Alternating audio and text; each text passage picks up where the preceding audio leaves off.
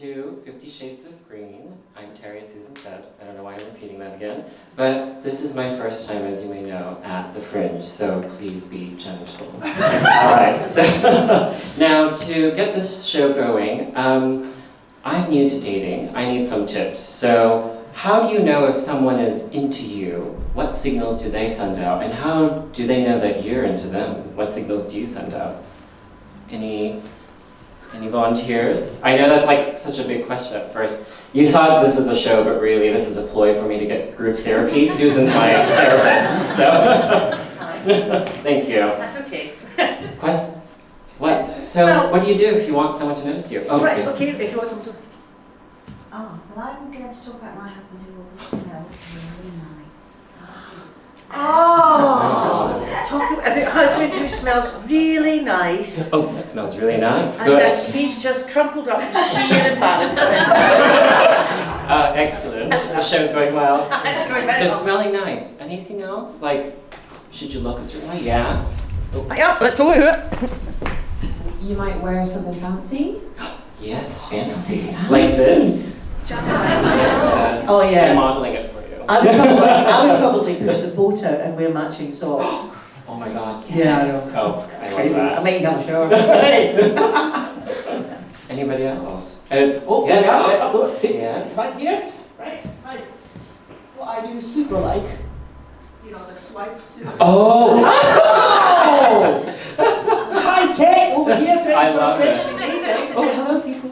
All right. Don't worry, I didn't mean to do that. All right. So it sounds like what you wear, what you smell, what you say, right? Probably, like, if someone says something terrible, you probably don't want to be around them. So there's some rules with dating. Now, okay, since not a lot of people offered a lot of advice, let's watch this in action. Can you turn to the neighbor next to you and try to use your magic on them? Can you turn that person to like you?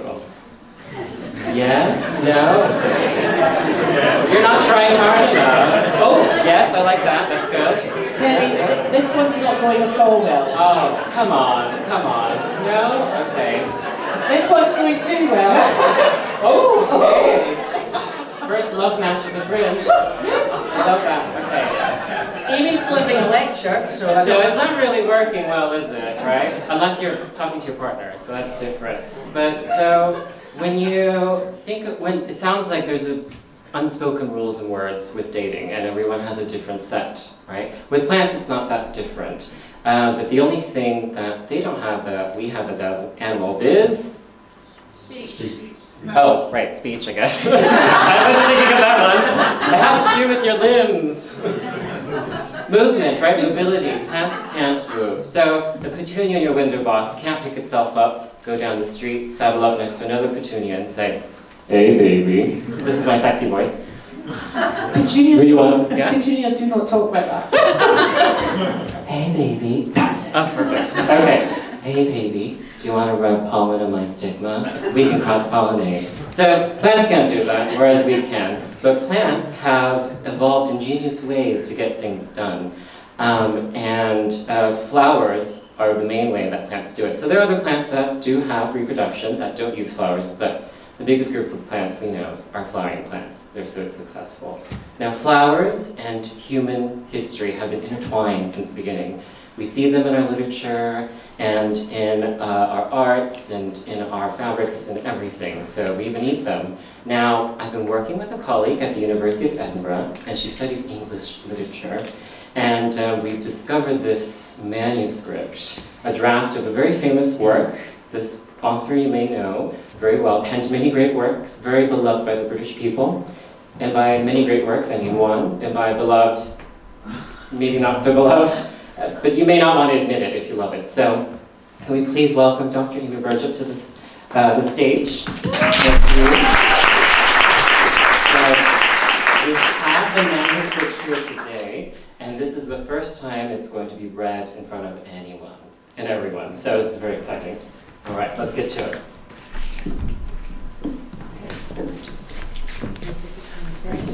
Sorry, I'm messing up your staging here. Oh no, that's fine.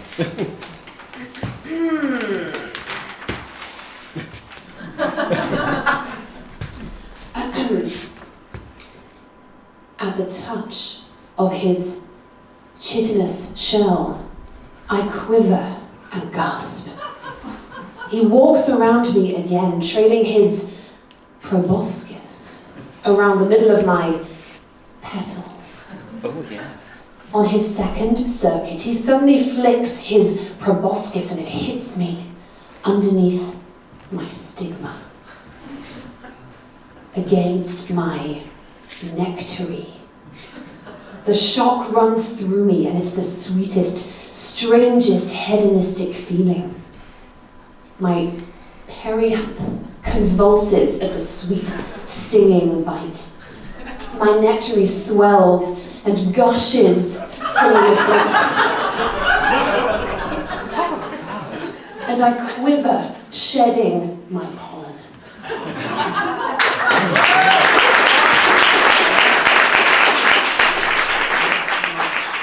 This is too much.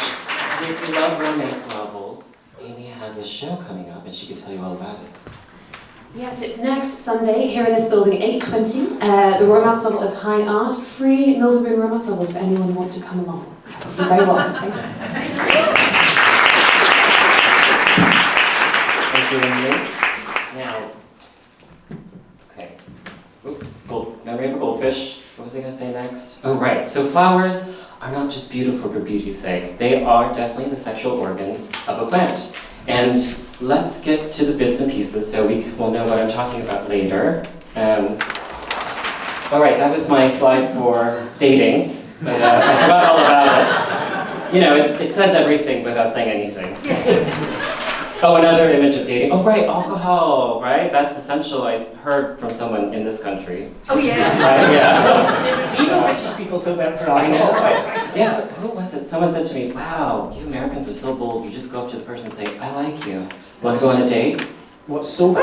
Yeah, exactly. I know, crazy, isn't it? So anyway, all right, here's a diagram of a flower, kind of a sunflower, but imagine a lily. Everyone knows what a lily looks like, right? Wonderful smell. Now, pretend you cut that lily in half, and we're looking at the cross-section of the lily.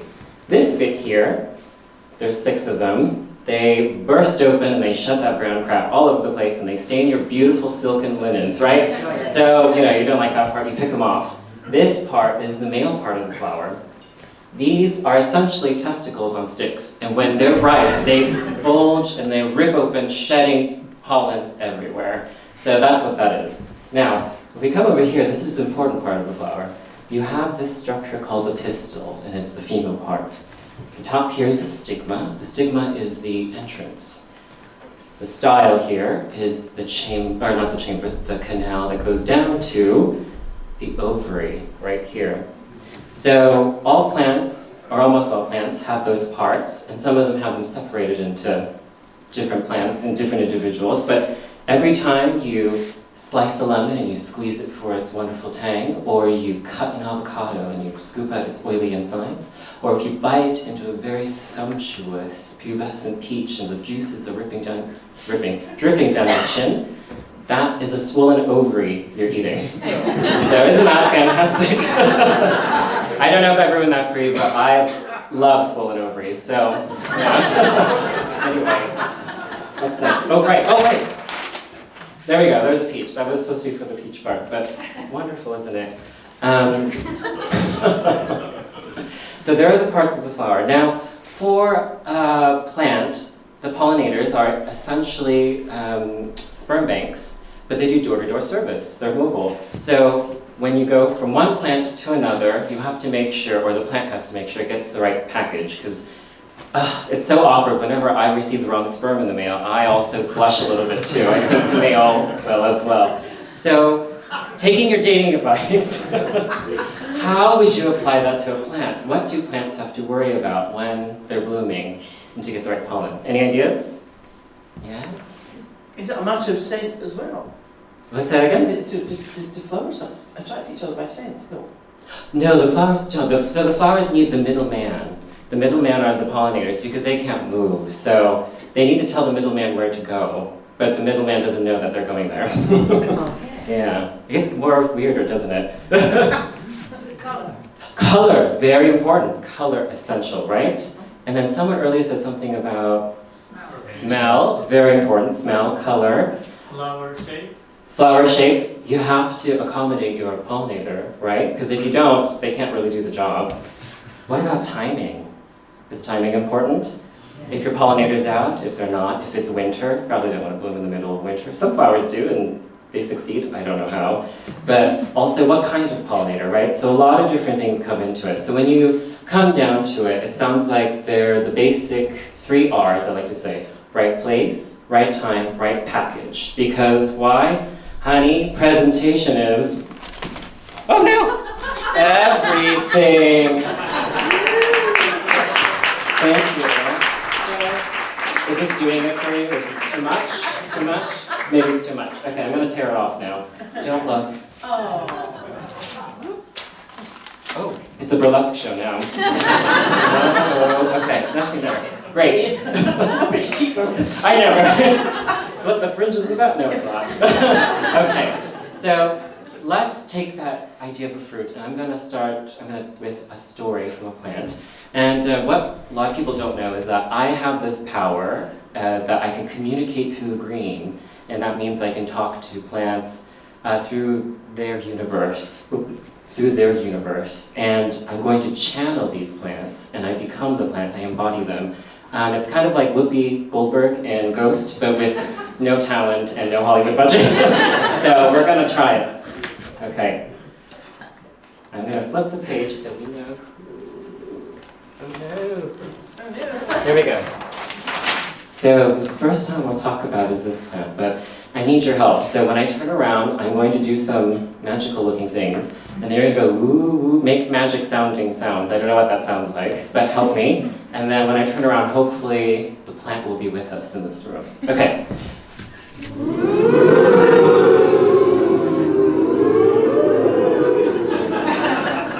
Hello. My name, I am a ficus aurea from the southern part of the United States and Central America. And my common name is Golden Fig, but you can just call me Goldie. Now, I'm here today to talk about my personal life, but to start to talk about that, we have to start at the beginning, where it all began. Now, take yourself to the tropics. The sun is high, the humidity thick, and you can feel it like a silken dress on your body, caressing every part. Isn't that fabulous? This is why we show up in the tropics. Now, that's why I live there. Now, I start off in a fruit, just like that, but much, much smaller, probably the size that you can see here. And a bird eats me, flies away, poops me out, guess that's what you say, onto a branch of a tree. And from there I start to grow. But interesting, right? I grow on another plant. I'm not touched the ground. So as I grow very slowly. I'm an epiphyte. Epiphytes are plants that grow on other plants, but they don't parasitize the other plant. We just borrow space, like a flat in a big city. I'm using flat because it sounds fancy to me, right? So as I grow as an epiphyte, I get bigger and bigger, and my roots also start to grow longer and longer. And these roots follow every curve and crevice of my host tree. And my roots go down, down, down from the canopy that can be really high up. And as soon as they touch the ground, I start to grow faster because I get more water and I get more sun. And eventually I get so big, my roots give my host tree a huge, incredible embrace. And sometimes the embrace is so tight that he dies. Isn't that sad? But don't worry, his life wasn't wasted. In my roots, he decomposes and becomes my own personal fertilizer. It's fabulous. And it's sad that he has died, but I, on the other hand, carry more life on me because a lot of different insects and animals rely on my fruits, my trees, my leaves, everything. So darling, it's important. Now, to the sex part. I know, that was good though. All right. So, when I'm ready, I'm of bearing age, my fruits or my flowers come up. Now, if you've ever seen a fig, have you ever seen a fig flower? Right? You've never seen anything with big petals. What if I told you that green little fig that you see, that immature fig, is actually a bunch of flowers together, tightly compressed into a little globe? Now imagine a foxglove. Can we all think of a foxglove? Take the foxglove and smash it down, and then roll it into a little ball. That is what my flowers are, deep inside this little chamber. Now, if my flowers are deep in a chamber, how do I get pollinated? Because the pollinators don't know. But what people don't know is I have a secret relationship. Each species has a different relationship with a fig wasp. Wasps fertilize me. Now, the wasps are very tiny. They can pass through the head of an eye of needle. Tiny. So not going to hurt you. But a wasp leaves. She emerges from a fig, from another tree. She's covered in pollen. This is her maiden flight. She flies off, and she finds one of my figs. Can't be too young because there's no space for her. Can't be too old because I'll be too juicy. So she flies into a fig just right. And when she flies in, she's covered in pollen. But she can't get in. So she has to tear her wings off to get into my chamber. It's a one-way ticket. She eventually dies in there. But before she dies inside this fig, she lays eggs in some of my flowers. And as she passes through looking for different flowers, she pollinates my flowers. So it's kind of a, how would you say it, a mutualistic relationship. We give a little, we take a little. Now, other fig wasps might be in there, so that's good for her, and you'll see why in the future. So she perishes in there, she degrades, she becomes part of my fruit. Her young grow very quickly, eating the flowers inside. The males mature first, like a lot of things in nature, and they come out, they have huge jaws, and they chew their way out of these fruits, or not fruits, flowers, and they look for females, but the females themselves can't break out of their chambers, so the males have to chew open some of the flowers with females in it, mate with them, and then move on. And from there, the females can emerge, ready for their flight. So they've been fertilized, and as they leave, they pick up pollen from my fig flower. And she flies off looking for another fig on another day. And then there she will die too. Only the females leave, so the males die as well inside that fig. They can't fly, they can't see, it doesn't matter. Sperm is cheap, as they say. Right? So that is how I get pollinated. That is how a fig gets pollinated. Oh, I have to go now. I have to go enjoy that warm, sumptuous sun. Thank you. Okay. So, if that story terrifies you, I mean, I feel like everyone has that big question on their mind. What's the question? Oh, maybe we don't. What? Are we eating wasps? Yes, are we eating wasps? No, not really, because luckily the commercial figs that we eat, those trees don't need to be pollinated and then will still produce fruit anyway. But if you happen to find a wild fig somewhere in the jungle or in the Mediterranean, I probably wouldn't chance it because it'll probably have them in there. But the thing is, they're so tiny, and then the fruits themselves, when they ripen, the enzymes break down their bits and then they dissolve into the fruit. So we would never know anyway. So, but anyway, still eat figs, they're good. Any big questions with the strangler fig? No? Oh, I don't think I could eat one now after that No, I know. romantic tale. Every time I look at it, I'm like, oh no, I'm eating Scarlett O'Hara. Well, I had that thought too when I learned about it. I went, oh my god, and they're one of my favorite fruits. But it's okay, I've gotten over it. I've eaten them now. Okay, should we go on to another story? Oh yeah. Yeah? Okay, good. What do I have here? Oh, okay. So, this one's different. Okay, I gotta channel it again. Hold on.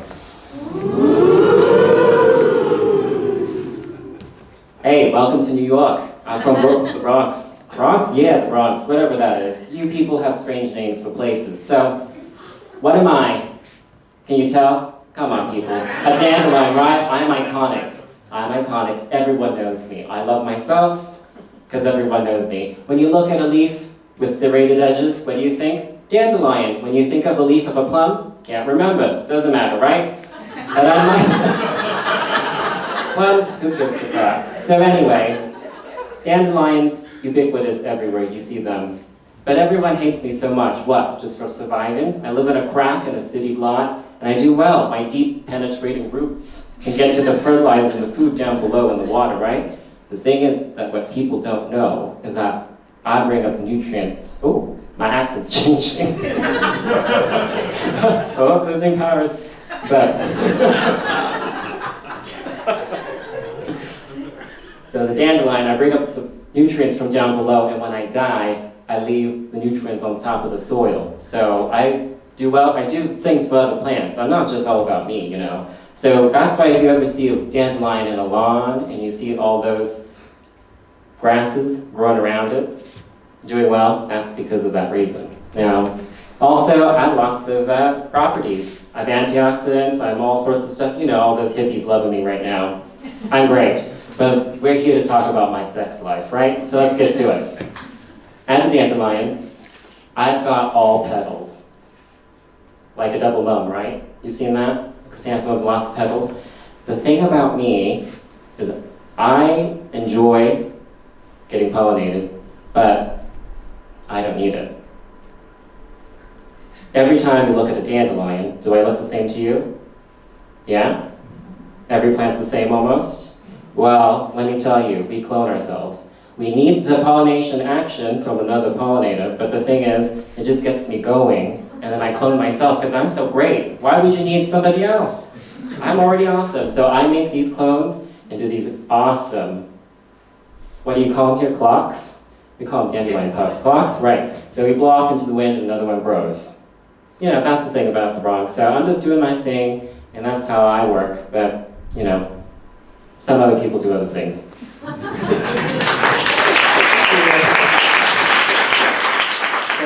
the accents are going to dwindle from here because I'm not very good at them. I mean, I don't have very many. Now, any questions about the dandelion? Yeah? How does the pollinators sort of kickstart? So I don't know that specifically. So she's asking, how did the pollinators kickstart that action? I tried reading into it because I just remember learning that they clone themselves, which is crazy. It's called apomixis, or apomixy. But I think the pollination gets it, so it thinks like, oh, I'm gonna like divide my cells and get all these things ready, but then it never uses the pollen, it just starts to create its own self again. And it's not fair to say that they only reproduce without a pollinator. They actually can reproduce like 1% of the time. So now, do you see a problem with that? If you're always cloning yourself, is there a problem? Low genetic diversity. Yeah, low genetic diversity. So why do you think a dandelion would just want to clone itself over and over and over and over and over again? Simpler. It's simpler, it's quick, right? Yeah, simpler, quick, cheap. So if you can, cheap is good. So if you can compete with your competitors, that's awesome. And that's what the dandelion does. And that 1% of the time when it does reproduce through pollination, it actually mixes up its genes. So it's doing a little bit of both, mostly the cheating part. And if you ever wondered how some dandelions look tiny and flat and other ones look big and lush, it's not really in the environment they're in, but it's the genetic type. So they're different genetic clones. Because every time you clone yourself, it doesn't always go according to plan. And so every clone is slightly different. And so every different clone of dandelion occupies a different niche. Wow. So the next time you go into your lawn or garden and you have to kill them, that's food for thought. All right. Other questions? No? Yeah. Oh. So the thing about dandelion roots, Yes. like they grow back from the tiniest bit of Yeah. That's, I mean, I don't know how to offer anything else then, sorry. They'll just always come back. Or I guess if you get pretty much all of it, then they won't come back. But gosh, they are just indestructible. It's amazing. So should we move on to another story? Yes. Okay, let's see. What's another one? I have lots of different ones, but, oh, okay. We have to talk about this one. So this is the baby, the child of the Botanic Gardens. Okay. Oh, thank you. Oh, perfect. Okay, this is why I'm here. She cares. Okay, great. Not really, actually. Oh, well, never mind then. So this here, okay, I won't do the accents anymore, sorry. But this here is an Amorphophallus, and it's a giant corpse lily. So I think half of the room may know more, because I see a lot of botanics people here, but how much of the story have you heard since the recent blooming of the corpse lily? No? Okay, I'm just gonna go through it. All right. So this plant can be found on the western side of Sumatra, in the tropics, And it is such a crazy plant for the way it has evolved to kind of deal with reproduction. So it starts off as a little red berry. So if you can imagine, like, have you seen a coffee cherry before? Or like the berries on Lords and Ladies? So it looks like that, exactly like that. Gets eaten by a bird, dispersed out, and it starts to grow. So the seed germinates into this tiny little leaf about this big. And it grows for about a year, and it goes dormant during the dry season. So there's wet and dry seasons there. Then the next year it gets a little taller. And the year after that it gets taller again, and taller again. And every year that it gets taller, it photosynthesizes as much as it can during the wet months, so that it can store and store and store carbohydrates. And underground we don't see it, but a huge potato-y looking core is just like swelling and swelling. So every year it gets bigger and bigger. Eventually the leaf itself can reach 6 to 7 meters in the wild. Isn't that amazing? So if you go to the botanics, maybe not within the next year because it might be producing seeds, but if you look back at old photos, that giant green palm tree looking thing, that is actually one single leaf that the plant produces every growing season. Amazing. So once that leaf sheds and falls, it goes to sleep. Now, this is the part where it gets interesting. If the plant is ready and has enough energy, it will start to produce an inflorescence. So this is not just one flower. There's actually many, many little flowers down below at the base here. So if you ever buy a calla lily, is that what you guys call it here? The big white ones that you see, very elegant. If you dissect that and you look down, you can see little rows of male and female flowers. So female flowers at the bottom, the male flowers at the top. The females are the ones that are active the first night. So this flower grows and grows. It grows so quickly. It can be 10 centimeters a day when it's about to flower. And in the wild, the flower can be almost 9 meters tall. No, not 9 meters, sorry. 10 feet, oh God, old money, 10 feet, 11 feet. So huge, huge inflorescence. So when it opens, the night of, it opens really, really wide. And as everyone has probably heard, it releases a really powerful smell. It reminded me of rotting fish at first, then rotting onions, and then rotting cabbage, and old nappy, and like really beefy towards the end. So it's a very interesting mix of stuff. It's really putting out a signal. And so, with those scents, what do you think is the pollinator? Any guesses? Teenage boy. Teenage boys. Oh my God. Well, yeah, teenage boys, right?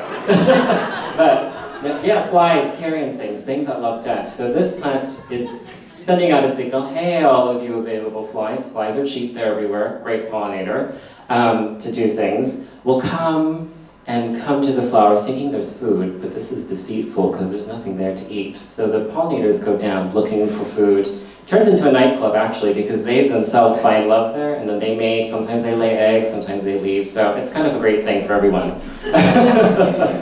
And so while they're doing that, hopefully they have pollen from another Amorphophallus that was just blooming earlier, and they pollinate the female flowers. So only the first night, the female flowers. Then they get tired, they're done, they go back, they wither away. The male flowers then open up and shed, covering all the pollinators, and then before they leave on the next day. So then they go off, and hopefully they find an Amorphophallus on the first night. So is this getting confusing, the timeline of how it works? Should I explain that better? No? So why do you think a flower would, or a plant would want to separate it like that? Males and females different, the timing different.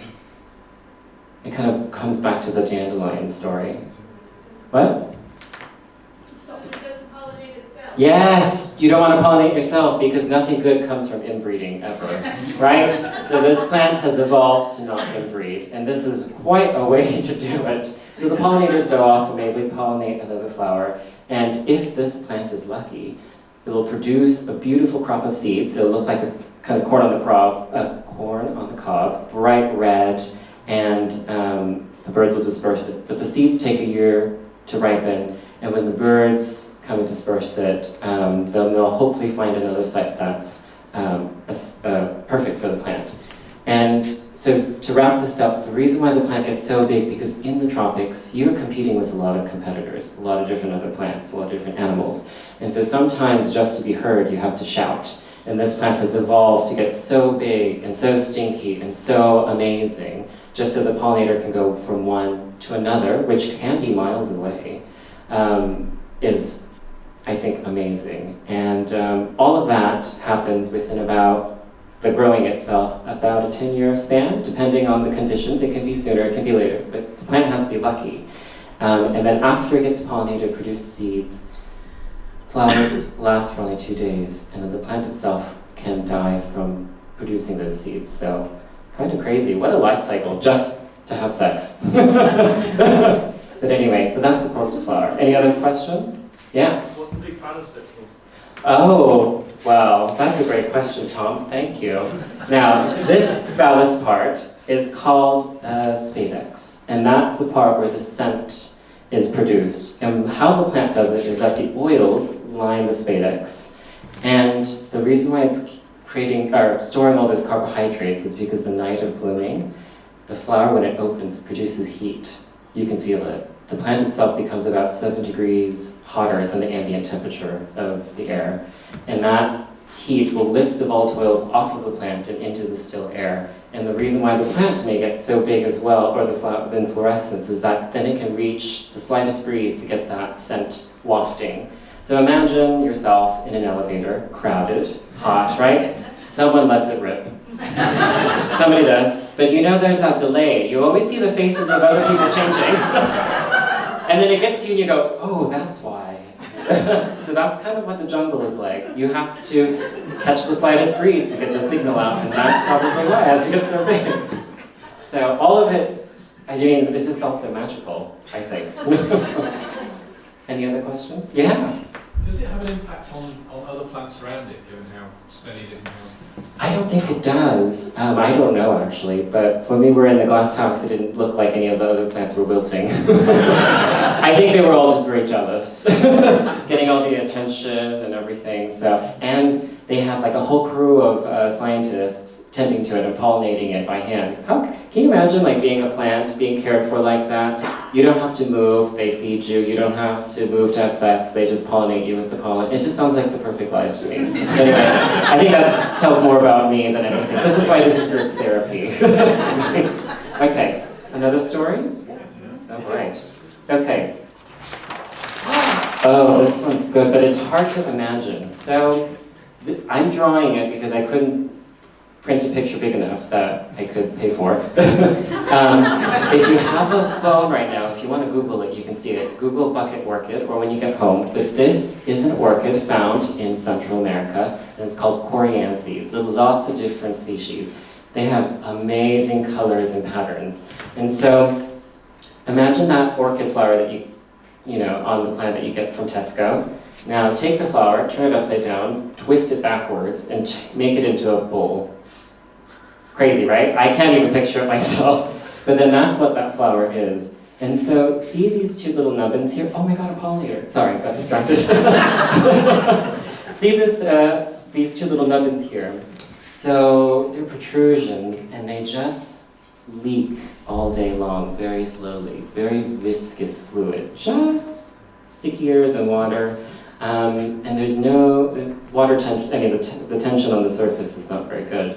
And it just fills up to just about there. Now, the one pollinator that can pollinate it successfully is the Euglossean bee. These bees are so beautiful. If you can Google that as well later. They look like really expensive cars, like shiny, expensive cars, but then turned into a robot. Oh, a transformer. They look kind of like Transformers. Oh my gosh, yes, pop culture. This is why I do science. So these Euglossean bees go to the orchid because the orchids also produce this different waxes that smell of different things. And it's essential for these bees. They take these waxes, they scrape them off, they rub them all over their bodies, and then they mix them with other waxes from other orchids and flowers. And so the more complex the fragrance they can create, the more attractive they become to their females, because it shows really good foraging skills and artistry. So, so these Euglossian bees fly in. The most wax is actually inside this cap from the front or the back of the flower. It's very rude looking, but there's this huge cap, and they go in there to scrape the wax. Now the cap is made just so you can't really perch on it long enough, and it's really slippery. And most of the time, the Euglossian bees will fall straight into liquid. Again, now the liquid is thick, no good tension, you can drown quickly, right?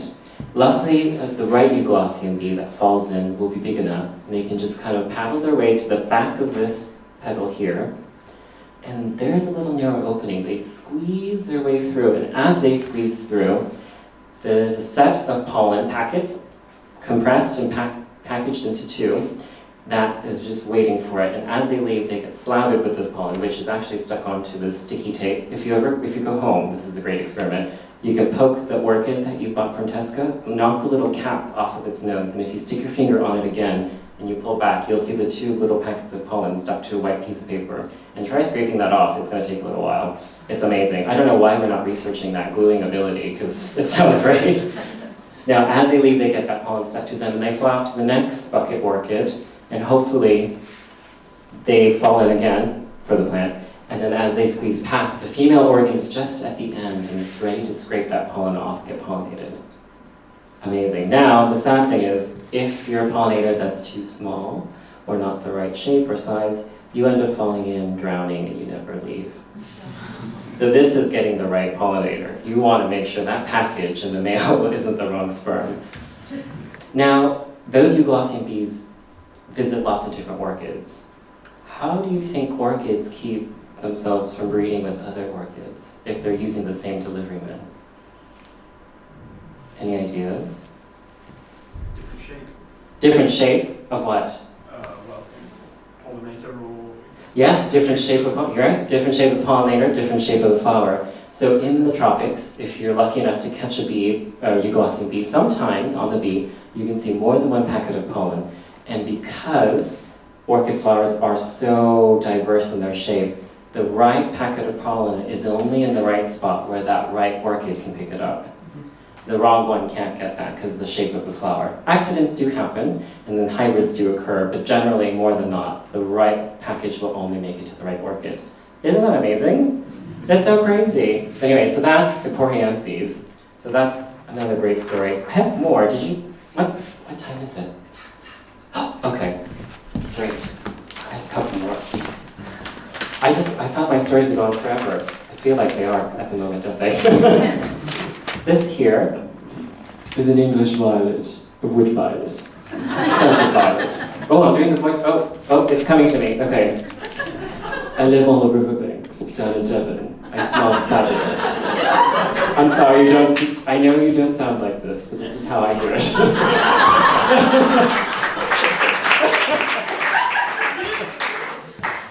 Now, everyone loves me. I'm classic. I've mentioned in Shakespeare, I'm in all sorts of poetry. Emily Dickinson, everybody talks about me, Oscar Wilde. It's my scent that everyone's obsessed with. Wonderful, isn't it? Evasive. That's why they call me the shy violet. Now, if you've ever sniffed a violet, do you notice that after about 2 sniffs, you can't smell me again? Right? It turns out it's because the compound in my scent that we love so much numbs our nose when we smell it. So after about 30 seconds, you can't smell it. And another 30 seconds later, it comes back. That's why I'm a bit shy and elusive. Now, with my scent, with my flowers, I only bloom in spring when conditions are great. But when in autumn, it's not a good time to produce seeds. So what do? I create little cleistogamous flowers. What is that? If you've ever looked at a violet plant, have you seen little buds that never open on them, kind of later in the year? Well, those buds are working for me. It's just that I don't need a pollinator. I pollinate myself when conditions aren't good, and I only risk it when things are going great in the spring.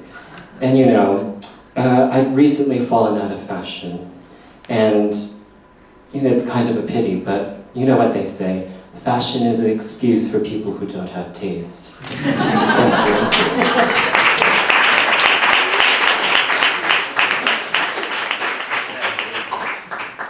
Oh, how are you going to picture this? See, the thing about flowers is there's so many and so complex in shape and everything. You just have to kind of, you really have to see them in person. So this flower here is called Aristolochia grandiflora.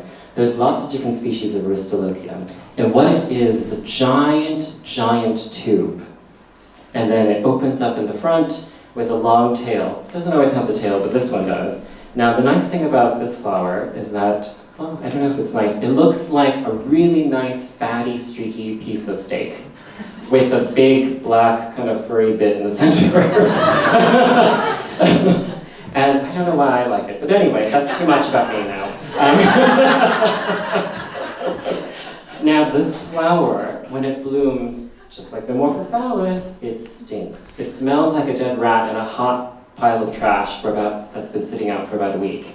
That's what it smells like. And weirdly, I don't know how I know what that smells like, because I've never really smelled that, but that's what it reminds me of. And so the pollinators come to the front part, the flies. Again, cheap, easy. And they crawl into this chamber. And as they crawl down, there are long, bristly, spiny hairs that point inwards. So you know how when you go into car parks and they have those spikes, you can go only one way and not out the other? Have you seen, I don't know what you call those. Do you guys have them here? Mm-hmm. You do? Okay. So it's like that. Those are what the spines are like. So they just crawl deeper and deeper and deeper into the flower, and then they end up in the floral chamber. Here. And right at the base, there, we have male and female flowers again. So the first day, female, the second day, male. Lots of timing with a lot of plants. And the flies are actually trapped. They can't leave. So they have to stay in that chamber for a whole day, starving. But again, it's like a party, so they do find mates and they have sex and all sorts of things. And then they can leave later. So once they get covered in pollen, after they've also delivered their pollen, the hairs wilt and then the flower relaxes. So the chamber opens up and then they're able to escape to find an Aristolochia on the first day. And that's how that flower gets pollinated. Right. Into the pollinator test. Oh, is it? Perfect. Okay. So, fear not, we're almost at the end. I have a test for us that I've written ages ago for Cosmos magazine. Such a bad joke, I know. Anyway, even nobody gets it. Excellent. This is why I'm going to be a comedian when I grow up. I have the quiz here. Let me get it. So what it is you take this test, just remember the letters and numbers, and it's like one of those Cosmo magazines. So you find out who's your ideal man, or what's your ideal color or whatever. But this one is, you're the plant, and you'll find out who your ideal pollinator is. So who pollinates you? Now, we're all going to take the test. If you can remember a series of 5 letters, good for you. I have such bad memory, I have to write this down. So if you have to write this down, feel free. Okay, so we're going to begin. First question. Are you guys ready? Okay. What is your ideal fragrance? So A, put this down if you like acrid but oh so natural. Or B, no scent, I'm hypoallergenic. C, sweet and fresh like a clear spring day. D, rich and sumptuous like Chanel No. 5. I think I may go for that one. E, musky and boozy. Ooh, that might be a lot of people. And F, I can't pick one. So write that letter down. This is for question 1. Okay. Question 2. When are you the most productive? A, anytime during the day, but really more towards the morning. B, mostly the morning. C, busy from dawn till dusk. I know you people out there. All right. D, dusk under the cover of darkness. E, late night, I really come alive then. Or F, really depends. So when are you most productive? Early in the day, midday, late? Great. Next. What is your type? A, chubby and cute. B, svelte like a swimmer. Swim up my channel. C, nimble like an acrobat, because we all like a good form. D, light like a dancer. E, built, I live to grow. Or F, I don't have a type. Okay, got that down? Good. Next one. When friends come over, you offer A, nothing. I got out of bed and dressed. Isn't that good enough? B, nectar. They can help themselves. C, nectar and pollen. I like to cook meals for my friends. D, just some nectar, light refreshments. E, lots of nectar. We love drinking. Or F, I don't invite friends. That's me. Okay, 5. What colors do you associate yourself with the most? This is the last question. A, earth tones, burgundy browns and blacks. B, hot colors, reds, oranges, and magentas. C, pretty blues or warm yellows. D, crisp whites. E, muted tones, beige, mauve, sage, and creams, or F, whatever. And C, if you couldn't hear, was pretty blues or warm yellows. Okay, is everyone ready? So take your letters, whatever you have the most of, that's your pollinator. If you have an even split, you're one or the other, or you could be both. Or if you just have a mixture, it's a ramble-shamble amount of letters, then I'll give you that option as well. So A, if you are mostly letter A, then carrion flies are your pollinator. And that's because, oops, oh dear, technology. That's because they love that you stink and rot of death. So, anyway, or smell of that. Okay, B, your ideal pollinator is a hummingbird. They are captivated by hot, passionate colors, and they will fiercely protect your nectar supply. If you've ever come to North America or South America, and you sit by a plant that is bright red or yellow, you can see the hummingbirds fighting each other for territory. So they just stick with one plant that they pollinate, and then it's amazing watching them sword fight in the air. So cool. Anyway, all right, C. Then your ideal pollinator is a honeybee. Oh, so sweet. They're drawn to your wholesome goodness and conjure your goodness into sticky golden amber. Great.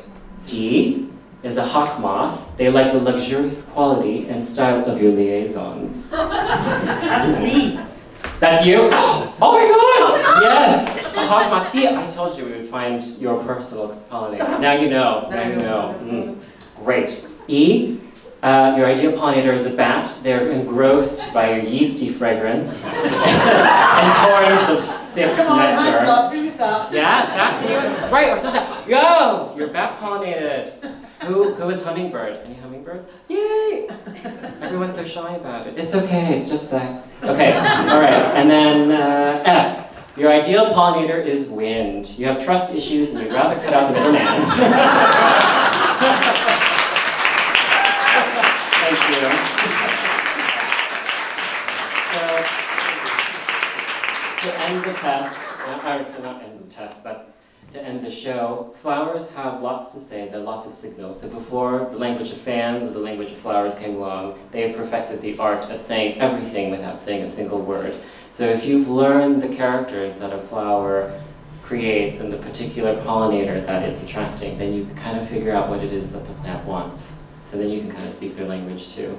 But thank you so much for coming today.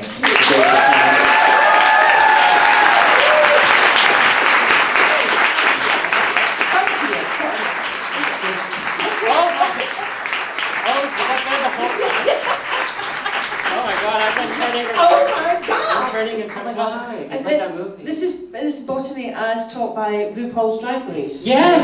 Oh my Yeah. god. That's my dream. I have to tell you that my trips to Dobby's Garden Centre will never be the same again.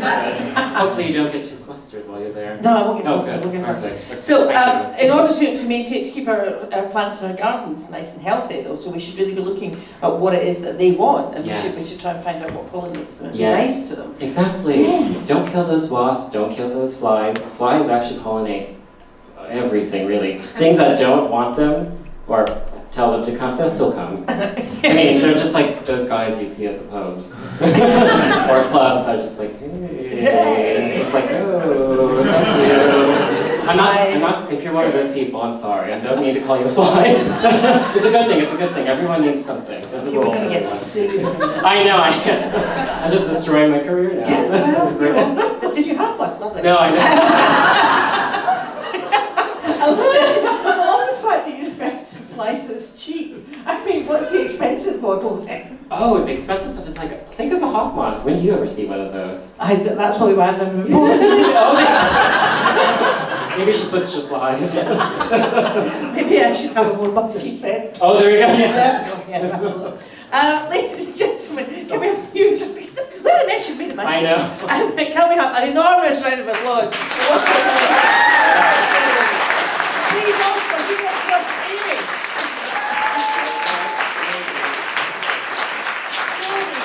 I think you've pollinated all our minds. Now then, this is a university-sponsored initiative, and therefore there's evaluation. Oh my god. No, not of you. It's not all about you. No. Why isn't it about me? When is my moment? Don't take this away from me. I'm kidding. Okay, We filmed it okay. for posterity. Oh, that's right, we did. Yeah, we Yeah. have, yeah. Oh, right, they can't see me doing that. No, so I'm just going to move out of the way because I need a much Oh, right. wider angle lens for me, that's for sure. Can we just have a quick show of hands, and my lovely assistant was counting here for me. Who has been to a cabaret of dangerous ideas before? You've got so many Cody virgins. That's amazing. Why am I talking about you now? I loved your English accent. I think we should give the English accent a round of applause. I was thinking earlier that should I do it, should I not? Oh, I think you should. God, I didn't actually realise that a violet was actually what you were in disguise. And who heard about the Cabaret of Dangerous Ideas online? No, just the solitude. No, they get shy. They get pollinated at the back. That's so busy. Who works at a university? Quite Oh, wow, this is a great group. Oh, this is a great group. Yeah, it is, isn't it? Very, very intelligent people. Who are friends or colleagues of the presenter? I mean, I love seeing you. Wow, you have been pollinating online. Yes, which is. Now, can I just, who's that? Who is not from Edinburgh? Oh, wow. International. Yeah. Yes, absolutely. That's because of all those accents. I'm feeling great right now. I just, I know. Honestly, you're far more range than Judi Dench, darling. Yes. So yeah, certainly more than Sean Connery. Who has learned something new as a result of this show? Oh, come on, guys. yay. I will accept. Who's changed their minds as a result of this show? Who thinks we should now look after our plants and think they give their sex lives a bit of a boost? Yeah. I'm not entirely sure how we do that. Sprinkle champagne around the Or garden. just support princess. Yeah. Yeah. I don't take the baby bio, mix up some Viagra in it, chuck it in. See, I think that's how we kept Eureka up for so long. Oh, that's the corpse lily that was blooming at the gardens. It was supposed to flop, but then after it got pollinated, it just stayed proud for about 9 days. I think it needed to see a GP. Do you think it's being fed something? I don't, maybe. Well, Viagra is nitrogen based, and that's it's good for plants, so anyway. Do you think This is too much, how do I know this? Anyway. You're giving away too many secrets. Yeah, I'll ask the last question now, shall I? And who would recommend the Cabaret of Dangerous Ideas to a friend? Yes. Yay! Big round of applause for all of us. Thank you, Terry. That was absolutely awesome. Cabaret of Dangerous Ideas is here every single day right through the Fringe. We get 2 shows a day with great ideas, every single day different ideas for you to come and get your mind stretched and get your teeth into some fascinating subjects. I think this was absolutely fantastic, ladies and gentlemen. Once more, a round of applause for